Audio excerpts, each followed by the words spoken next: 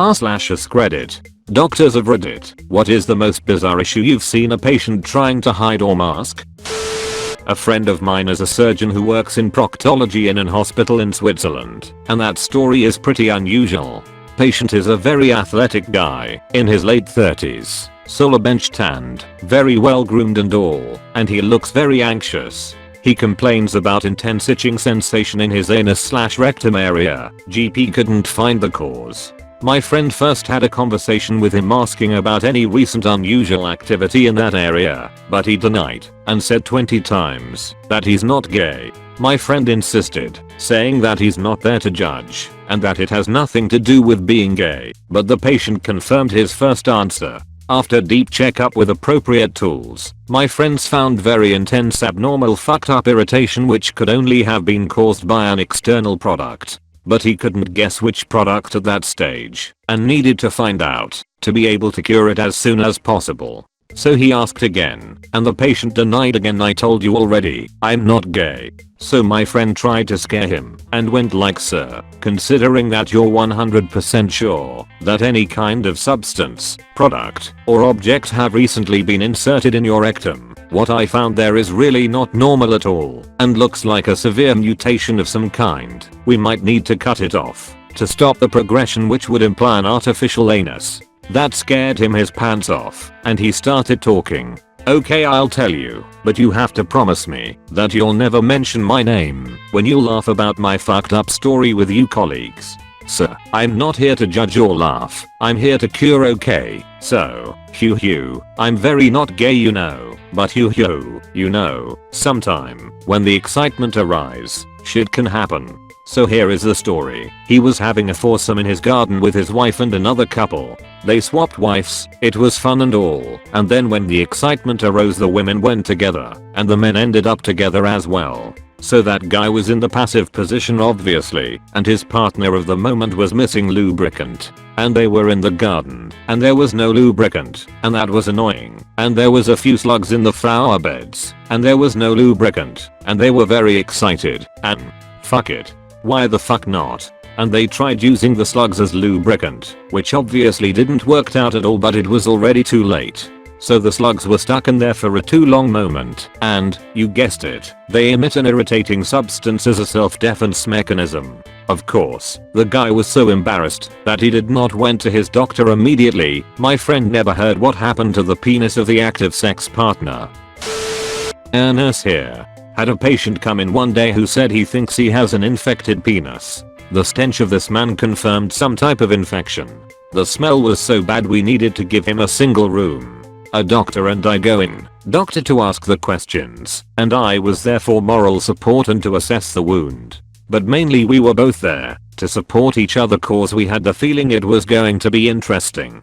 Tries to say he doesn't know what has happened. A few minutes pass, and we decide to take a look. I'm not going to describe it, because it was horrendous, canon request for all you sickos out there, but after a few more probing questions we get this confession. Look, okay, it was the ice, not me, it was the ice. It is a crazy drug. Me and my girl wanted to get kinky, so I got electrical tape and pulled my penis out and wrapped the tape from base to tip as tight as I can. Then I got a candle and let the hot wax drip over my penis, which kinda burnt. And then I got the ink tube out of a pen and stuck it down my penis. I took that out, but I ended up passing out with the tape still on my penis and woke up the next morning. I pulled it off, but my penis was burnt and really swollen and blistered, and I thought it might sort itself out. This was 5 days ago now, and it's only got worse, doc, so why have you waited 5 days to come and see us, patient? Well, I was embarrassed, so I've been smoking a shitload of weed for the last 5 days. To build up the courage. We get out, and the doctor turns to me and says, veteran doc here with many years of experience, that is one of the worst things I've ever seen. I'm not a doctor, however, I'm a patient who hid something very stupidly. Back in February 2014, 22-year-old me was working on my car. Sitting in the driver's seat, I had the dash taken apart so I could replace the hazard switch. I felt the aura coming. That always happens before a seizure. I figured I'd be okay because I was sitting down and pretty secure. When I came back to consciousness, I was in the most pain of my life. My back was in so much pain that I wanted to die right then, and every time I moved the slightest, it only got worse. I have a problem. Mentally I tell myself that I'm a burden on everyone and I need to do everything myself. So, I did the best thing I could think of. I tried getting out of the car by myself for 15 minutes. I got one foot out of the car. I ended up texting my best friend's mom to come help me walk inside. Now before I start telling you about the hiding part, I have to tell you, every time I have a seizure, I can't remember stuff. My brain just glitched. It's rebooting. One seizure I forgot the whole previous day. One time, I looked at my friend and told her I didn't know who she was. It fucking sucks. But anyway, my friend's mom was my roommate. I didn't know what just happened. I didn't know why my car was taken apart. After I failed to get out, I remembered that I was working on my car, but I still didn't know what happened or why my back hurt. I told her that I was so tired that I took a nap and woke up and think I had a kink in my back, just needed her help to walk me in. She got out there, tried to help me out. I screamed in pain. She asked me if I wanted her to take me to the hospital. I stupidly said no, I'll be fine, just want to lie down. I really just didn't want to interrupt her day off with having to sit in the ER. She finally was able to help me get inside and get in my bed. I asked her to turn the light off and I tried to go to sleep. There is so much pain coming from my back, I'm in tears. Breathing is no longer something I want to do as it just causes me pain. As I'm laying there, I'm just thinking, and then it clicked. I had a seizure. But I can't tell people that, because then I can't drive, and other people will have to drive me to the doctor's visits and to work, and wherever else. I can't be a burden on these people's lives like that. I had to ask her to take me. The pain was too much. Getting back out of bed, down the stairs, and into her car took longer than it ever should have. Well, now that I'm in the ER, she has to get my whole family involved, and it doesn't help that my cousin was working that day either. Told everyone that I fell asleep and woke up and was hurting. The doctor probably dismissed me as a druggie and just gave me the Loratabs to keep me happy. Then I was discharged. Fast forward a couple months, my sister is tired of me being in pain, makes me go to the doctor. I got x-rays done. It turns out that during the seizure, I fractured some vertebrae in my spine.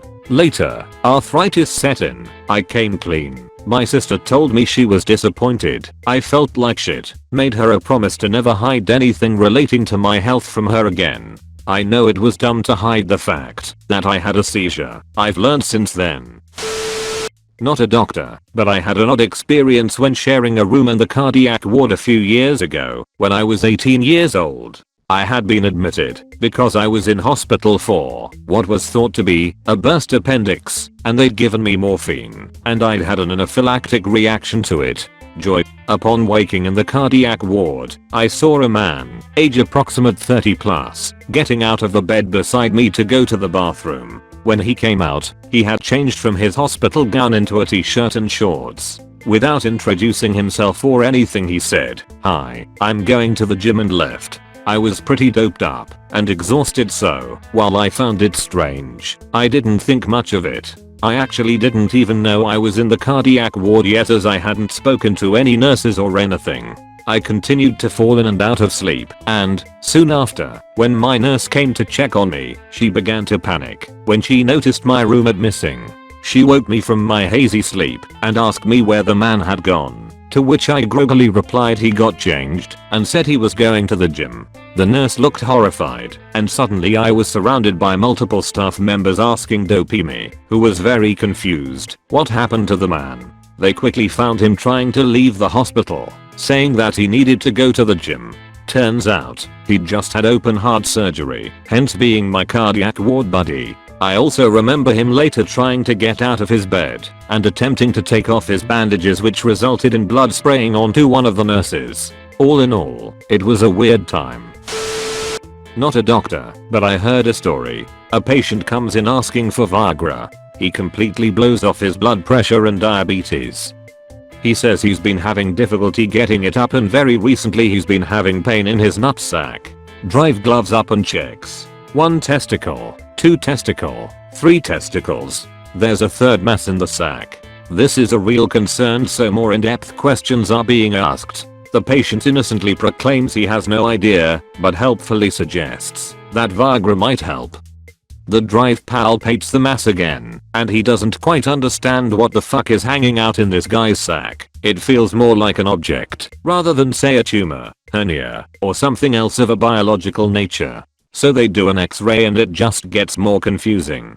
The mass appears to be a coiled piece of metal. The patient continued to feign ignorance as to why there might be a coiled piece of metal in his nutsack. The drive tells him that, until they figure out what this thing is, he's going to withhold his Viagra. Sexual activity could be dangerous for him. Finally, the patient spills the beans. He really has been having erectile dysfunction and he and his wife have been trying everything to solve it. His wife is just crazy for sex. Lately they had started inserting things into his urethra to keep his dick up enough for them to get it on. At some point they tried inserting pipe cleaners. Those fuzzy metal ones, not the Drano kind of pipe cleaner. http www.mackintakes.com/wp-content/uploads/pipe-cleaner-letter-supplies.jpg. They gradually inserted more and more pipe cleaners to improve his hardness. He guesses that during sex a pipe cleaner was pushed way in, and they lost track of it, and after many times having sex, after it was gradually pushed into the sack coiling up, the doctor was flabbergasted, because anatomically it makes no sense. It would have had to have burrowed through flesh to get to the sack, and it would have been painful the whole time. How did the patient live like that for so long as the thing was working its way there? The patient just shrugged it off and said his wife really loves the sex. They referred him to a specialist to have the thing removed, and that was the last they heard of him. The doctor to this day is not convinced he got the whole story. Nurse here and I'm late to the game. I've seen some shit, but in this story, the patient tried to hide something, and I paid for it as well. Was working at a teaching hospital here in Nala as an agency nurse. As some of my fellow agency nurses can confirm, when the staff nurses find out an agency nurse is coming in, we get the patients that the other nurses don't want to deal with. In essence, the shittiest patients on the floor. Literally and figuratively. I got my reports and was making walking rounds with the nurses going off shift. We walked by a patient's room and he wasn't there. Outgoing nurse says he's always going down to smoke and that he's very demanding. He was a homeless patient there for an infected arm from fourth drug use. I asked the nurse why was he being allowed to leave the floor regularly with an fourth in his arm, and she just shrugged. About an hour later, my patient finally reappears and shuffles into his room. I make a mental note to go in that room next for my assessment. After I finished giving another patient their meds, I go to walk in and the door is cracked. I hear snoring, so I'm knocking as I open the door. I say, "Hello Mr. Addicted to Heroin, I'm Tattoo Joth Queen and I'll be your nurse today." He doesn't flinch. I know he's not dead because I could hear him breathing. I place my hand on his arm and gently shake him, and Jude comes out of it screaming like a wild bear, waving his arms, cursing, and flings the bag of white powder he's holding right in my face. I hit the code blue button because I'm legit terrified. This dude is freaking the fuck out, and I look like Frosty the Blowman with a yet unidentified white powder in my hair, on my face and the shoulders of my scrubs. The code team runs in with a crash cart, sees me, sees freaking out patient and grinds to a halt. Someone runs out and calls security, and a big fella of a respiratory therapist pins the dude down. Security runs in and handcuffs him to the bed. Nursing floor manager starts grilling him about the powder, and I hear him start insisting that it's baby powder, and I scared him while he was cleaning up, and he threw it on me. That's really the last coherent thought I had. I come to in the and get the story from the doc after all the security footage is reviewed. Dude was going downstairs, meeting his supplier, and bringing the goods back upstairs, cutting his supply more with hospital supplied baby powder that he had been requesting for chafing, going back downstairs, and having his customers meet him in the parking area. He had passed out after shooting up into his fourth in the parking lot, and I came in and scared the hell out of him. He had thrown a baggie of heroin and baby powder in my face. My husband had to come get me, and I was given a note in case the agency drug tested me in the near future. I also had to give a statement to police. It was simultaneously the best and worst day at work I ever had, and subsequently the last hospital shift I have ever worked. TL. Doctor, working as a floor nurse. Patient threw a bag of heroin and baby powder in my face. Got fucked up. Patient was arrested. Edit. A word. I'm not a doctor, but I had buddy who texted me at 6 AM saying he was constipated and it was hurting him trying to go. Traffic was backed up on the highway, so I took the back roads there, but they were poorly maintained and bumpy, and after 15 minutes he asked me to get back on the highway because the bumps were causing some discomfort. We get to the ED, and he has a very hushed conversation with the nurse. As soon as he sits down in a chair in the waiting room, 2 nurses come out to help him into an exam room. I go over and ask the intake nurse if he's going to be long, and she says oh yes, he's going to be admitted, with a funny smirk on her face. The next morning I wake up again at 6 AM to angry pounding on my door. I open it to find my buddy's older sister, who had never been to my house before, and the only weight she cold found was driving around my neighborhood looking for my car and pounding on doors, but there was at least 4 other identical cars to mine in my neighborhood, but I digress. She was looking for her brother because he never came home the night before, and I was the last person he was seen with. So I tell her I took him to the hospital the morning before and he was being admitted. So we all caravan down to the hospital, we all being his brother and 3 sisters, Dad, and I, to find out what's going on with him and why he hasn't told anyone where he was. We get to his room just after his doctor gave him his post-op consultation. Turns out he had an 8 inches rubber dildo lodged in his ass, and my taking him on the bumpy road caused it to go even farther up, so they had to make an incision in his belly and manually massage it from his colon back out. TL. Doctor, buddy lied about being constipated and asked for a ride to the hospital. Didn't tell anyone else, so crazy and angry family thought I sold him into prostitution. In the end he was just loving himself too vigorously and got a marital aid stuck in his pooper. At document.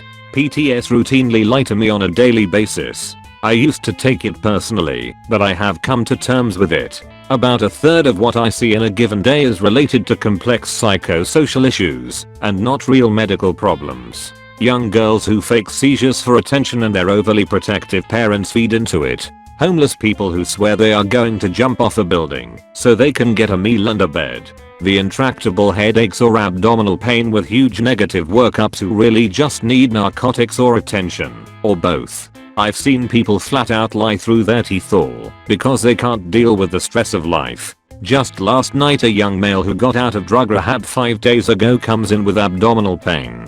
This can be a rather expensive and time-consuming workup with labs and court scans, etc. I flat out ask him if he is using again and he denies. He is obviously high, but screams when I examine his belly. As such I get some labs and a urine drug screen. Positive for meth, heroin, coke, and THC. Labs NML. I talk to him again. Sorry doc, I was embarrassed about using again. He had come to the because he started shooting heroin again and was ashamed. I talked to him go a long time about addiction etc, but he didn't want any help. I have hundreds of stories like this. The problem is that I have to take their complaints seriously. Alcoholics and crazy people still have real medical problems, more than normal people, and they sue when we miss them.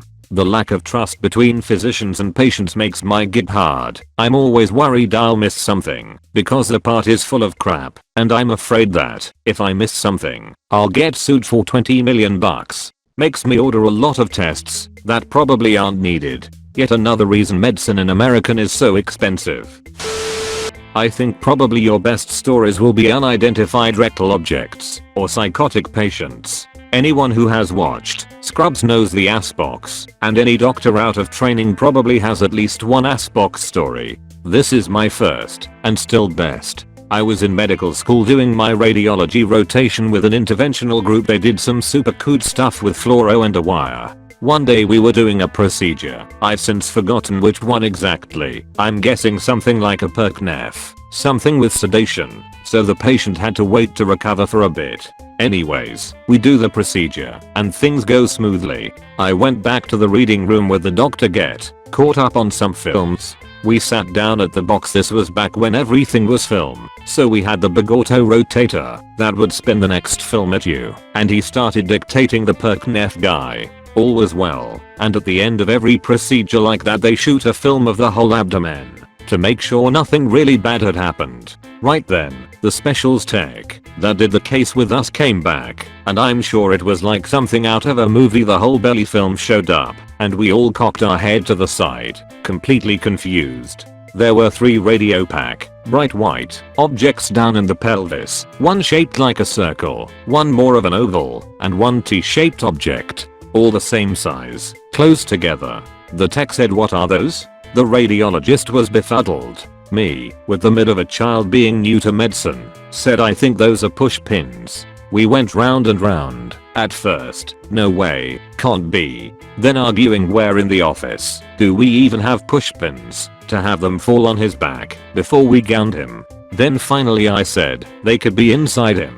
We didn't have a lateral wide shot unfortunately, so no way to know for sure. The radiologist then tried to figure out why anyone would be stupid enough to swallow pushpins, and dear lord, how long had they been in there? After a couple minutes of this with the tech, again I said, "You know, there's a much shorter distance to get to where they are at." There was a quiet pause. "You know, someone is going to have to tell him what we see. He can't leave until we figure out what that is." Me and the radiologist looked at each other, then at the tech. He sighed and defeatedly walked out to the recovery room. A couple minutes later, he came back, I kid you not, as white as a ghost. What did he say? Well, I told him the procedure went well, no complications, stents in place etc. Then I mentioned we took the last shot to make sure we weren't missing anything, and when we went to look at it in the room, we noticed some metallic-like objects that seemed to be in the pelvis. They aren't anything we typically use in the procedure, and we aren't sure if they were on top of or inside your pelvis.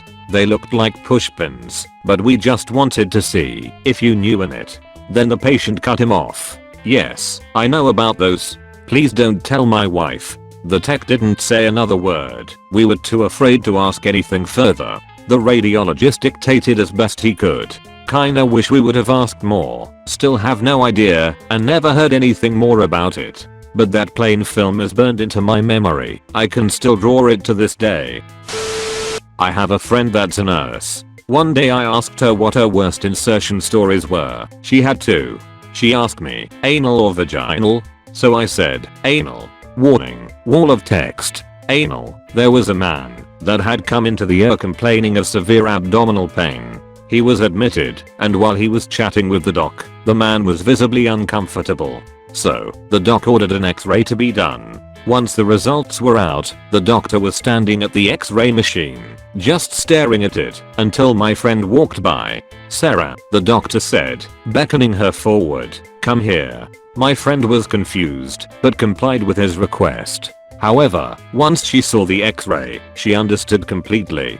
"Doesn't that look like an apple to you?" asked the doctor, and my friend nodded while holding back her laughter and said, "Yup, certainly does." The doctor asked the man if he had anything to tell him. The man stuttered, and it took a while to drag the info out of him. But anyway, at the end of this story, the man had to get surgery to remove the apple from his rectum. Though, when a person has an object removed from their body, a complete breakdown of the item has to be done. So, my friend got to look at this ridiculously long report of that the damn apple was made out of, and at the end, it said, "Looks like a golden delicious vaginal." A woman came into the ER complaining of strange discharge from her, you guessed it, vagina. So, she was admitted, and a male nurse saw to her. As a note, the male nurse was gay and was relatively flamboyant. Anyway, the woman had her legs hiked up, and the male nurse has his head under the blanket, looking at her hoo-ha.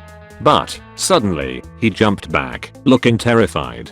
My friend, in a bout of good-natured ribbing, joked that the male nurse couldn't be that afraid of women, but then he looked at her, fear and confusion clouding his eyes, and said, "Something blinked at me." My friend is bewildered and ducks under the blanket to see for herself. And sure enough, she saw something blinking.